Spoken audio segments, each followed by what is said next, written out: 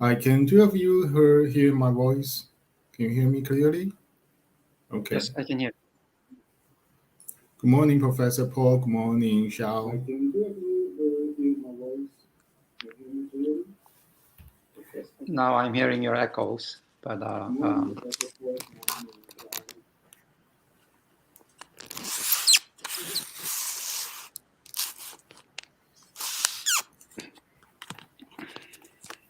Okay, let's start. Good morning, ladies and gentlemen, audience from YouTube and all over the world. This is Tseng Hsien-Lee from Taiwan University, and I'm expert on electronic governance and public policy, including open data, data governance, and information literacy. I'm happy to be here to moderate this virtual conference on this morning. Actually, this is the second day of the conference. Yesterday, we have Audrey Tang, Maria, Scott, and many important speakers from all over the world. They are very devoting themselves into open government partnership.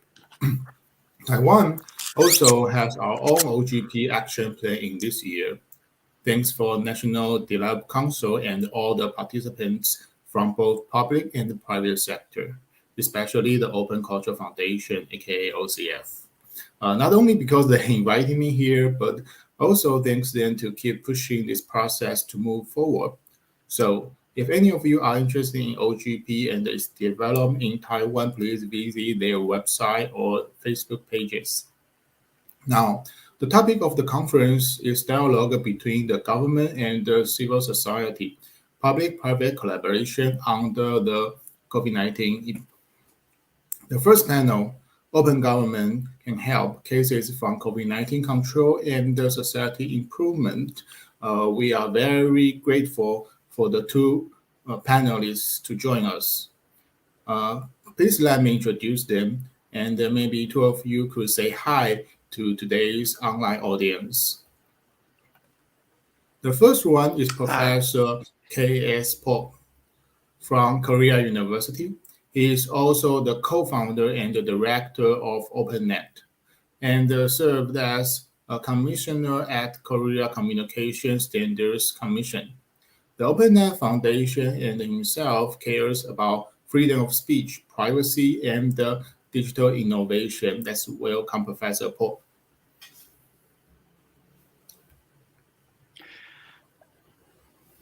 Are you going to introduce the second speaker, or should I just say hi now?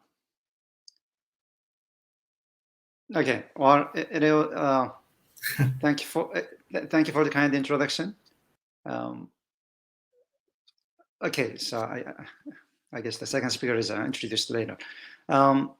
Thank you for this great opportunity to share the success of open government movement. I call it a movement because it is a trend. It is a change that's made possible by collaboration between the government, civil society, academia, and technical sector. And that movement has caught on very rapidly around the world since we began 10 years ago. Now, I want to talk about how open government has improved our response to COVID-19 pandemic. Let me start with this. Let me share something first. I want to start with a good story. And then I don't want to end with a bad story, but I want to end with a story that makes us think. Okay, let's see.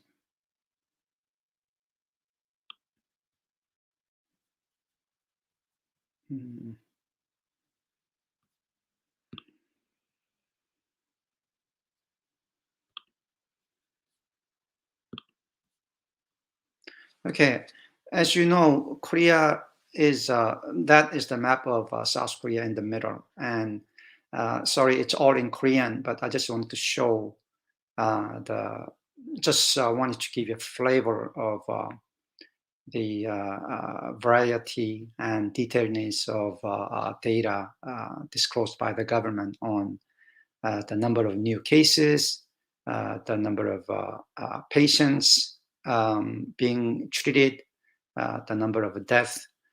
And that level of disclosure was transferred not only to the extent of the pandemic, but the extent of, but also where we can get help. For instance, masks.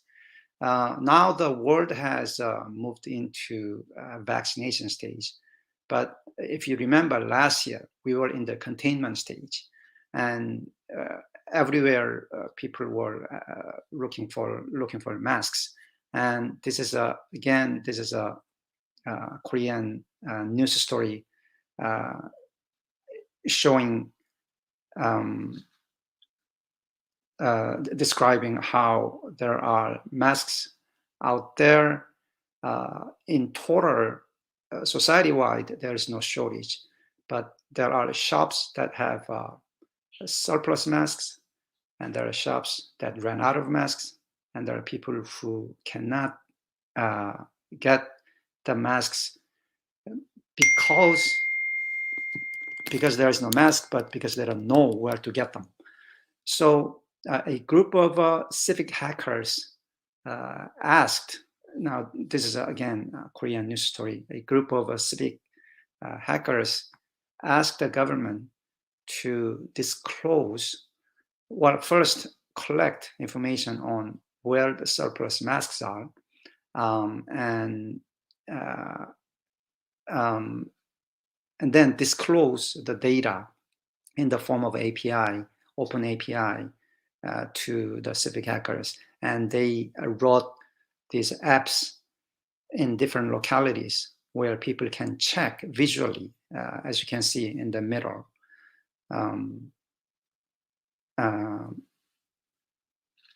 neighborhood by neighborhood, where the surplus masks are, so they can get them quickly.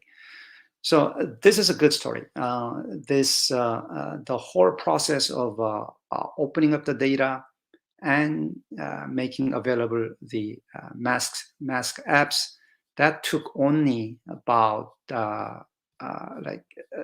3 weeks.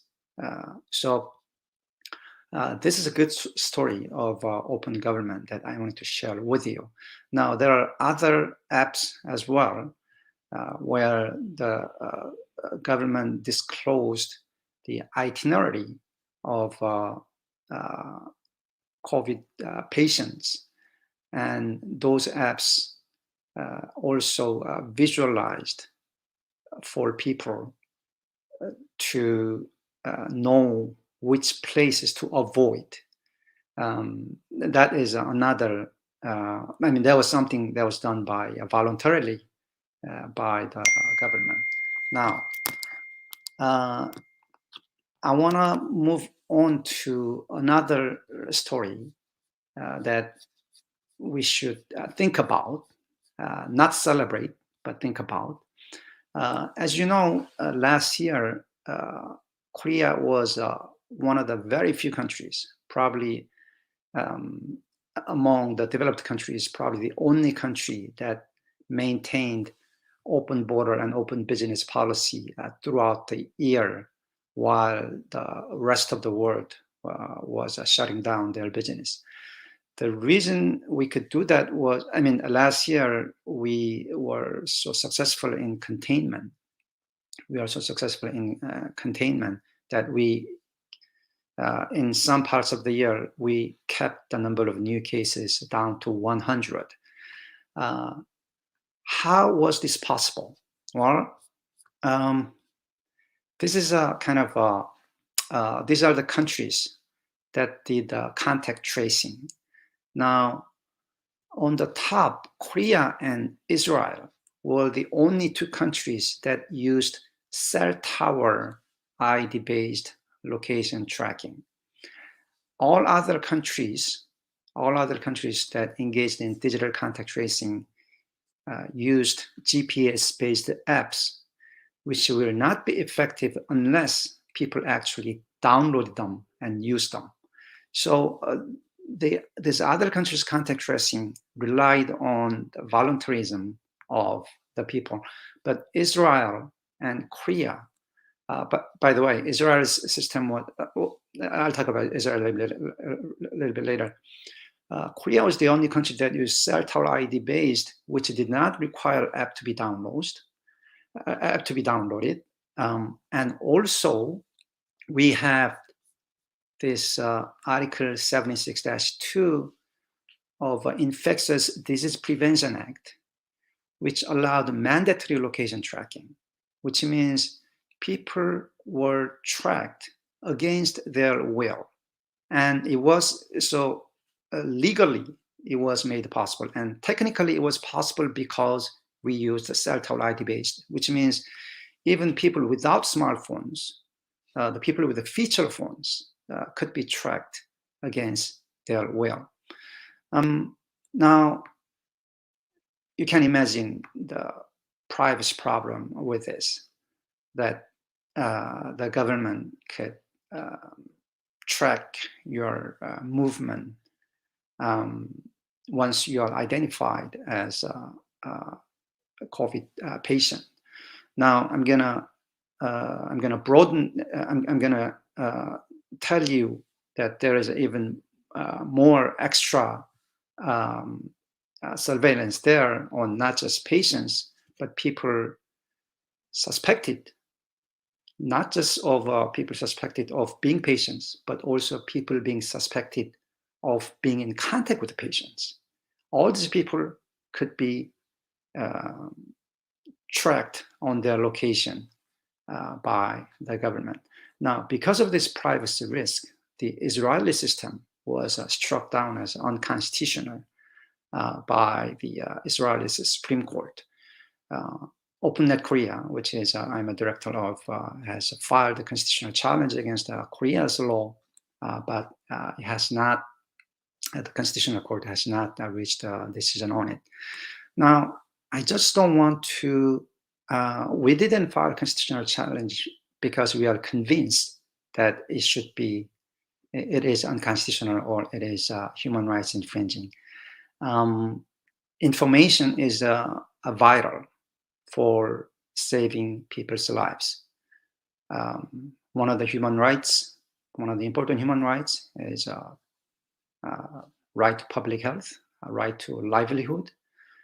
If information on where COVID patients are is important for preventing other people from contracting COVID-19, there may be public interest in sharing that information even against the will of COVID patients. We don't know yet. We filed the constitutional challenge because we thought that we need to have a discussion instead of jumping right in. We jumped right in back in 2015 when Korea was hit by MERS outbreak. If you look at the graph on the right side, you see this, you can see like month by month change of number of new cases of Middle East respiratory syndrome. You can see most of them is blue or light blue. These are all from Middle East countries. The huge peak in 2014, that's Saudi Arabia. Now, you see the red peak on the right, that is Korea. So by middle of 2015, that Korea was world's capital. Korea was world's capital of MERS. That people are jokingly saying that we should rename the disease to KORS, Korea respiratory syndrome. Now, but we did successfully contain it after some crises. Korean Societies of Infectious Diseases which was a group of doctors and public health experts, wrote this demand, which was not published, wrote this demand to the government, listing the lessons that they learned from their responses to MERS outbreak. There were three things: full disclosure of all contactees, the people who came into contact with patients. They emphasized that they emphasized that they need this information despite side effects, and tracking all the patients and contacts, and put the leadership of pandemic response or the infectious disease response with the experts on epidemiology. They said if these three conditions are met, then they'll promise to contain MERS or any other similar outbreak. Now, after these demands were made to the government, the law was changed, and there we saw the birth of the world's only law, probably only law, that authorizes mandatory location tracking of patients. Now, the reason the epidemiologist made this demand was that the traditional contact tracing during MERS outbreak just did not work because the problem of dishonest patients. Now, out of a total of 153 patients, MERS patients, 90% of them were infected by 4 super spreaders: number 1, number 14, number 16, and number 1, number 14, 15, and 16. And all of them gave inaccurate stories. A lot of times intentionally to avoid the stigma of patients, and that have misled the response efforts and caused this effect of spreading to many people. And that's why the epidemiologist demanded this more effective contact tracing, even if it means getting the information about the patients against their will. So this is a very serious issue to think about, because yes, information is vital, but how do you weigh the privacy harm to the patients and the contacts versus the importance, the value of public interest that the authorities can obtain from that information in saving further lives? A lot of people's response, a lot of countries' response to the Korea example have been ignoring it, meaning that, oh, okay, maybe Korea can do that because the Korean people don't care about privacy. A lot of them fall into cultural relativism. They could cultural relativism, where they'll say, oh, Korea can do that because Koreans have different privacy culture, but we cannot do that because our people respect privacy. But that is not true. Korea has one of the strongest data protection law around the world. The reason that people have worked with, cooperated with this legislation is not because they don't care about privacy, but because they had a greater sense of participating in this public effort for COVID prevention. I'll stop here for now, and I'll talk more about the problems of this problems and challenges of COVID-19 prevention in Korea. Thank you, Professor Polk. Very, very great speeches. Share Korea's active during the COVID-19 for us. And then now I have to introduce our second speakers, Hsiao Hsin-cheng. He is a civil member of Taiwan MSF. He launched the National Treasure Civic Tech Project, and he really cares about the social issues and our state. Before Hsiao starts, I want to mention that you have 15 minutes to share your speech, and we have Slidos for everyone to raise your questions. And after 15 minutes, we'll have a Q&A section with Professor Polk and Hsiao. So the stage is yours. Hello, everyone. Hello, friends in the audience. My name is Hsin-Cheng Hsiao. I'm the civil society member of Taiwan's Open Government, as well as Open Parliament Multi-Stake Foreign Committee. I'm extremely honored to be invited to give a talk in today's panel, and also extremely honored to be talking alongside Director Kyung Park, because my talk is very similar in content. That's in part because Taiwan's COVID response is very similar to Korea's. Let me just share my screen. Okay. So yeah, today I would like to talk about how Taiwan's open government practices affects Taiwan's COVID pandemic response. My slides projected, right?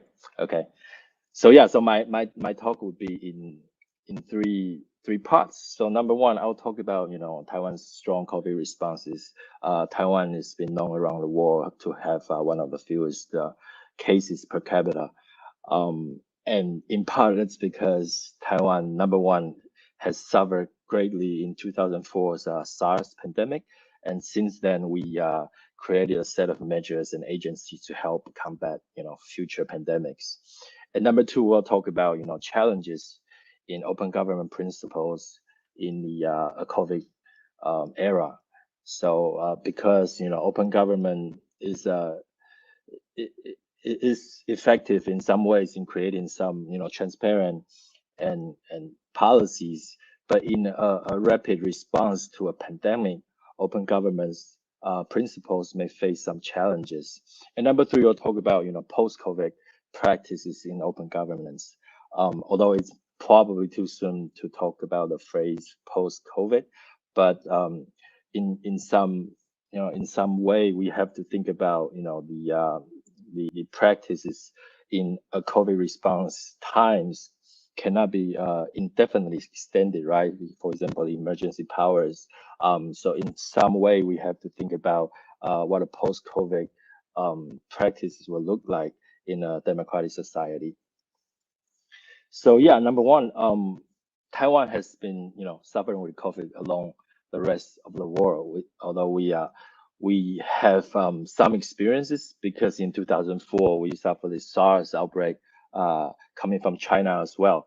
And during that time, the government established a National Health Command Center.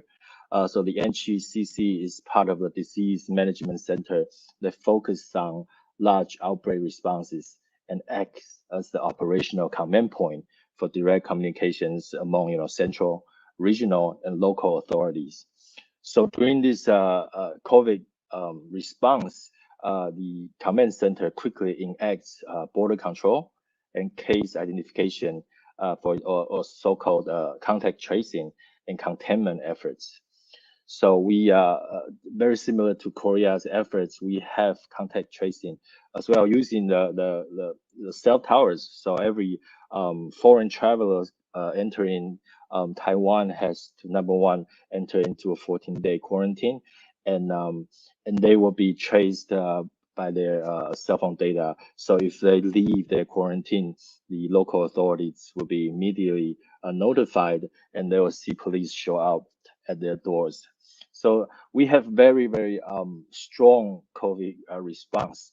And the second components to that is we have a strong civic society. For one of the, for example, would be the mask, the face mask map that Audrey Tang, Minister Audrey Tang talked about yet in yesterday's panel.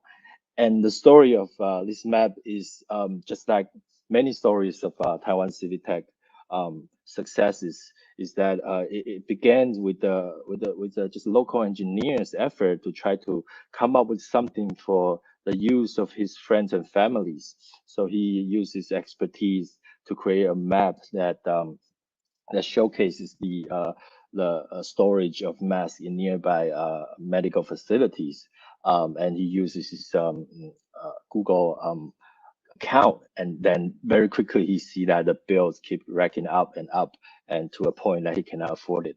But once the news exposed his efforts, Google, take away his liabilities, and then the whole community came in and help out this project.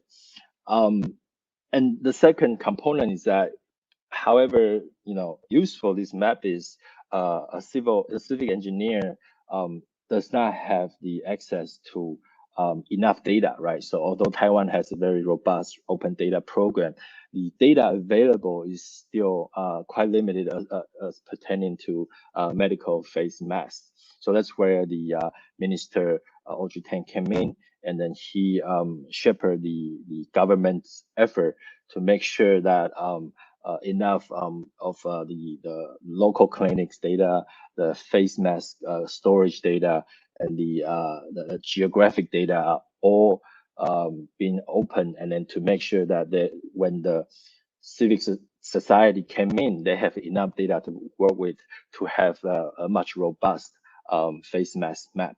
And this is what the story that's known around the world, that Taiwan civic society came up with such a tool that even spread around the world, even to Korea.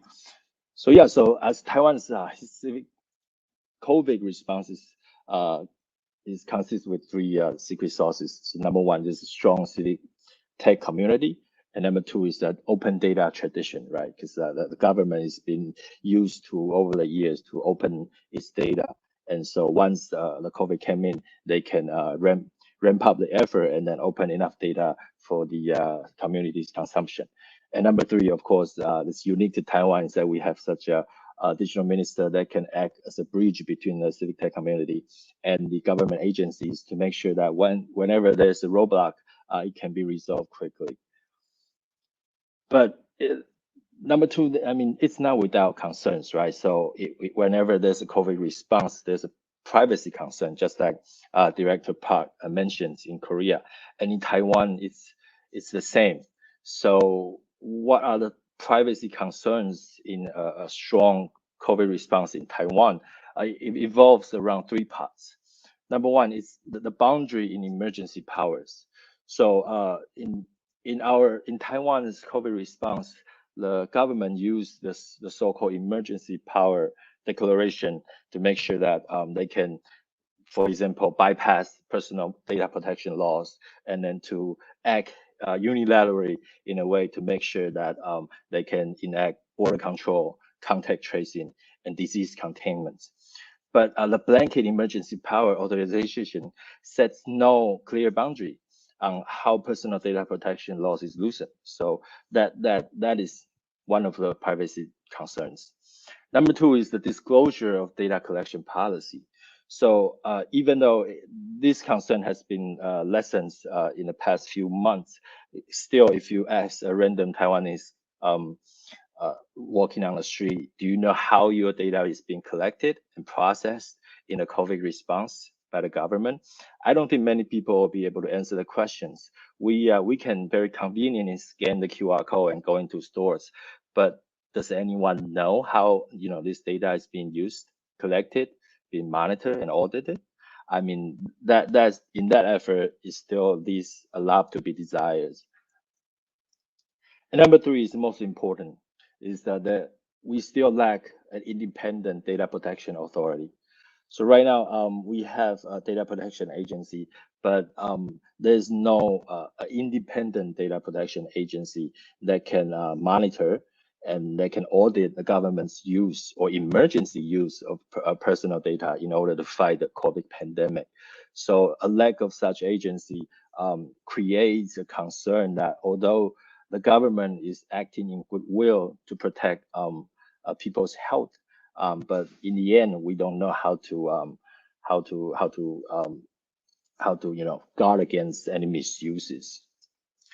So in summary, open government and pandemic control, the truth is open governance is not the best tool to use in the containment scenarios, right?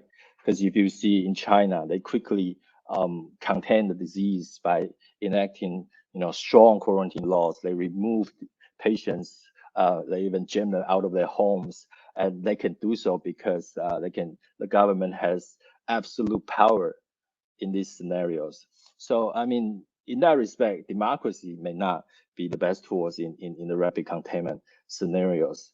However, that being said, it is clear to see that Taiwan's population has generally accepted the government's use of its emergency power and the technologies. It's not only because government's transparent communication of disease control measures on a daily basis, but also the citizens' trust in their democratically elected and appointed bureaucrats. So this quote underlines the most important issue, is that is trust. So if the population does not trust the government, the population may abide by the government's disease containment efforts, but to some extent, that effort is going to wane and win, and then the disease is going to break out of control again. So trust is very crucial in a sustained disease control and recovery efforts in the population. And how does the government create trust? I mean, it can be said that the government creates trust only by open government practices. So this is where the government's, Taiwan's open government commitments come in. In the past months, the Taiwan's Open Government Committee has been crafting commitments in the area such as open data, so to push for more effective and accessible open data frameworks across government agencies, and also participation. We encourage more participation in the decision-making process, making via the e-joint platform that is spearheaded by Minister Audrey Tang. And also inclusion, right? So the decision-making process needs to be diversified. We have the gender, we enact the gender across the gender, youth, Aboriginal, and immigrant policies to make sure we help diversify the civic engagement. And lastly, the last point, but it's not the last commitment, is data protection. One of the most important, in my opinion, commitments will be the commitment to strengthen the personal data protection laws in Taiwan in digital era. So because now the pandemic control tools are mostly digital, how we guard against misuse of such data is very important. So in making such commitments, I think Taiwan's open government practices will help generate more trust in governance, and that in turn will help Taiwan's COVID response or sustain COVID response and recovery. Because the recovery is very important, right? It's not only just the response, because in the next year or two, when the vaccine coverage is getting higher and higher, then it looks like would be we are faced with the phase of COVID recovery, and in that I mean the trust in government of how all those data is being collected and used, how they are gonna end up is very important. So that would conclude today's talk, and hopefully I put enough questions in your minds that the Director Pao and I will be able to answer in the next Q&A sessions. Thank you, Hsiao Hsin-cheng. Thank you for your speech, and let's welcome Professor Pork on the stage again. We have 15 minutes for the Q&A section. Before that, I want to apologize to Professor Pork because glitch problem, your slides didn't show correctly on the screen. So please show your figures. Yes, thank you in here.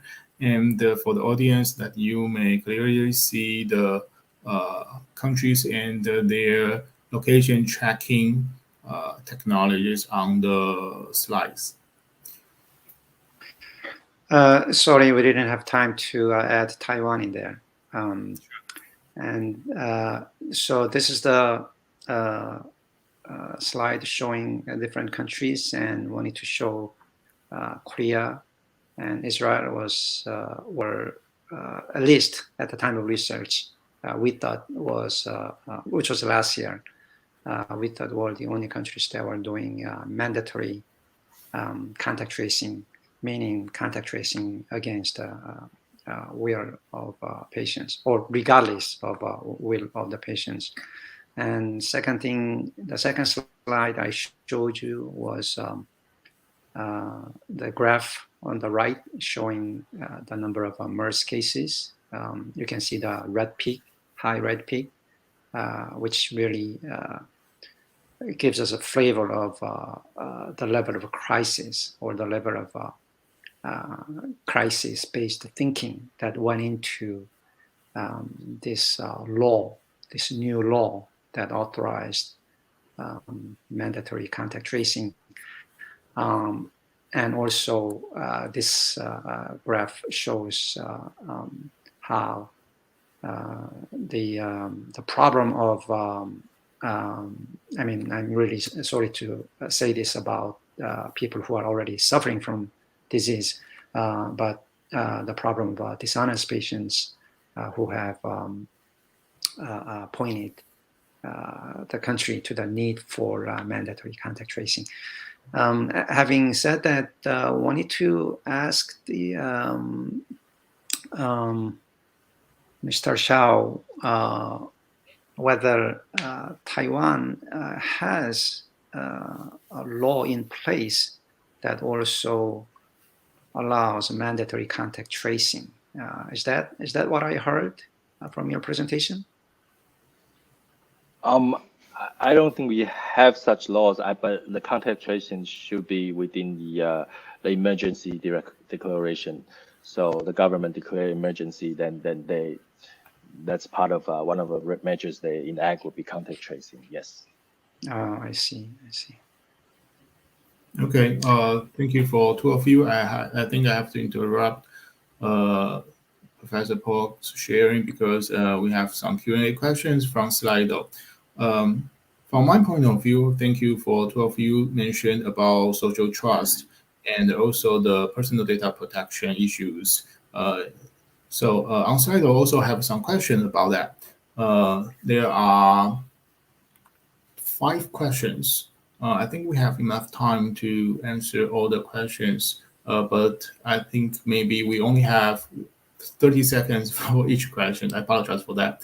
So the first question is, especially since the pandemic, well, like at least a long time, do you worry about the emergency powers used during the pandemic will become a new normal? Any one of you want to answer this question? I can answer that. For Korea, actually, I told you about Israel, and I think it is similar to Taiwan. It is under emergency powers that authorities could do mandatory contact tracing. So in Israel, I mean, because of the geopolitical situation, Israel has been under ongoing emergency. So the security agencies have very strong surveillance powers, and they just used the surveillance. They just adapted the surveillance powers for disease prevention purposes. Now, for that, the Constitutional Court, the highest court of Israel, struck it down, saying that the emergency powers were not contained, were not restricted with a concern for privacy, and that it has to go through a proper legislative process. I think Israel passed. So Israel try to cover that statutory gap, but during the time the world moved on to the vaccination stage, so I didn't follow up after that. Now for Korea, it is already it has been part of the ordinary statute. So even without exercise of emergency power, Korean authorities can do mandatory contact tracing for any infectious disease. So, I mean, not any, but there is a list of selected diseases that they can do a mandatory contact tracing for. So, will it become the new normal? Well, I think that possibly, but thankfully, the vaccination, the world has moved on to vaccination stage, so that the need for mandatory contact tracing has lessened, has become less. So hopefully we'll find a happy middle ground between privacy and public health. Thank you. And I'll take the third question. Do Korea need an independent agency, ICO, like UK? Yes. Actually, Korea created just last year an independent agency. When I say independent, we are not talking about an agency we're not talking about, just a standalone agency under a certain ministry. When we say independent agency for GDPR compliance purposes, we are talking about agency at ministerial level that is independent from other ministerial goals and influences. And we have that now. That was one of the reasons that Korea could not pass the adequacy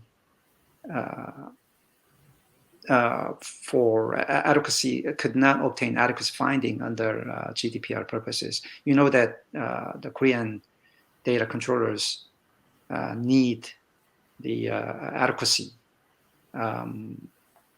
The European data controllers and also Korean data controllers need adequacy finding for Korea to transfer Europeans' personal data into Korea.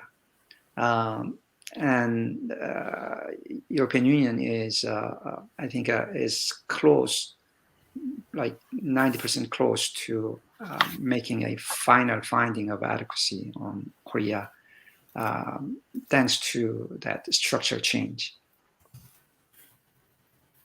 Okay, thank you. I think this question is for Hsiao. It seems that there is a balance between safety during the pandemic and the human rights. So how to find a balance with civil society from your point of view? Yeah, this question is somehow related to, last question about the new normal of emergency powers, right? So I'll probably answer them together. Is that if the pandemic were to last much longer, of course, we need to find a balance, between safety, between health and human rights and civil society, with coexisting with the pandemic and the emergency powers. So number one, we have to find a way, preferably through open governing practices, that to rein in the emergency power to enact appropriate laws and regulations for the government to follow. So they cannot use blanket emergency powers authorization to do everything indefinitely, right? Because if the disease were to, transform into like a seasonal flu, and then that's something we need to deal with every year, then that is a point where we need to think about how, the emergency powers are, terminated, and then make sure that there's a proper set of rules, for example, regarding the contact tracing, how the data is to be collected and used, and how to be audited. So that is something that definitely for the civil society to think about, for the ordinary citizens to think about, and also especially for our parliaments and the member of parliament to think about. Because right now, I mean, even the member of parliament, they don't have any say about, the governmental emergency practices, right? They don't have any overseeing power on that. So, and that would be a deviation from a democratic institution, democratic processes, right? So that is something we need to think about seriously here. Thank you. Thank you. I can say, I think that these two remaining questions are related to each other. So I'll answer that. Now, this is my personal opinion. This is not opinion of my organization, OpenNet Korea. But this is what I learned.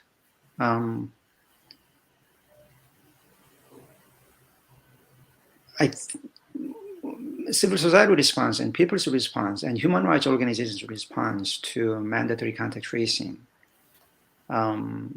were a little bit unexpected in the following sense. The Human Rights Commission of Korea commented on the contact tracing law, not on the fact that it was being done against the will of patients, but the fact that the itineraries of patients were made public to the people. It was the disclosure of the information, not the collection of the information, that the Human Rights Commission criticized. And that problem was adequately addressed by anonymizing the itineraries. For instance, of course, taking out the name, taking out the age, taking out the address of the patients, so the information granular enough, just granular enough for people to take precaution, but not granular enough to pinpoint who the patients are. So that was properly addressed. Now, the civil society responded to the contact tracing not when patients were traced, but people who were in the same area were location tracked. What do I mean by this? I mean, the law says patients could be contact traced, and says the law also says people who are suspected to be in contact with patients can be traced. But there was a moment, there was an episode where about like 10,000 people in one, like 5 city blocks were contact traced all at the same time because of one case found in that area. The idea was that they could. The idea is that physically they could be in. They could have been in contact with the patient, but physically I mean, scientifically, it was impossible for one person to be in contact with so many people in that short time period. So I think what people were worried about is not the fact that patients are being traced against their will, but even people who are only remotely possible to be in contact, remotely suspected to be in contact with the patients were being traced. So this type of mass surveillance, I mean, once you say that people who are remotely suspected could be traced, we are opening up a possibility of a mass surveillance.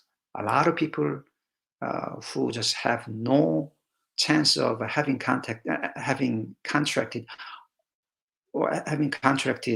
COVID or having contacted a COVID patient will be location tracked.